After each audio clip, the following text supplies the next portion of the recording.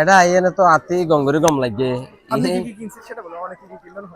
ও মারে I soul এই যে এই ডিম। বিদ্যানন্দের মাত্র 10 টাকার হাটে এখানে আসলে নামে মাত্র মূল্যে এখানে জিনিসপত্র বিক্রি করেছে বিদ্যানন্দ ফাউন্ডেশন। এখানে আসলে ভাইয়ের কাছে জানতে চাচ্ছি আসলে কেমন লাগছে।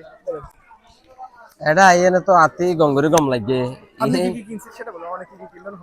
ও মারে আই সোল এই যে ডিম। মিথ্যা কথা, ও আপনি তো সংবাদ সংগ্রহ করতে এসেছেন। ও সরি সরি সরি আয় কিছু ন কিনি কিন্তু যারা হতভাগা যারা সুবিধা বঞ্চিত ইতারাই মূলত আজ যে কেনাকাটা করছে।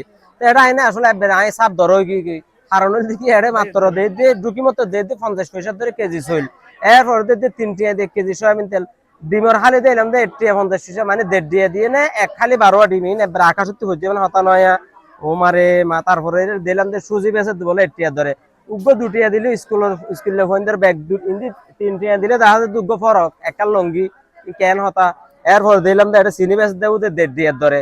তো এই ধরনের একখান বাজার আয়োজন করছে এটা কিন্তু আর বোর্ড দিলে হাতা হলম আছিল হলম বেচত দে 12 হলম বেচত দে মাত্র 50 পয়সা দিয়ে নেয়। তো একবারে মেলামাই যে পানির দামে পানিও কিন্তু এখন কিন্তু পানিও কিনতে গেলে কিন্তু আরো বেশি টিয়া লাগে।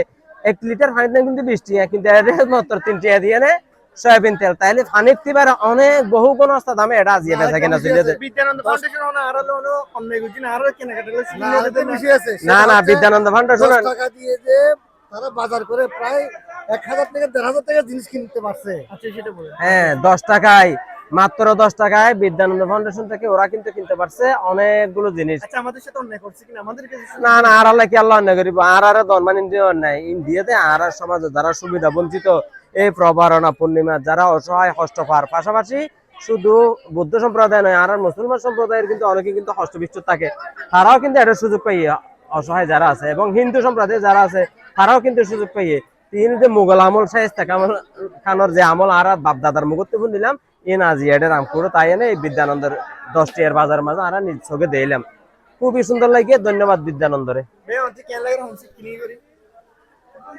আরতি তো ভালো লাগে দেশা এলে যে আয়ের যে এত যে ভালো লাগে এই যে আরো বেশি এর যে জিনিস লেখা আছে জাতি ধর্ম বর্ণ নির্বিশেষে উৎসব হোক সবার দেশটা সবার দান কিংবা সাহায্য নয় এই উপহারগুলো পাঠিয়েছেন আপনার এক প্রতিবেশীর জন্য।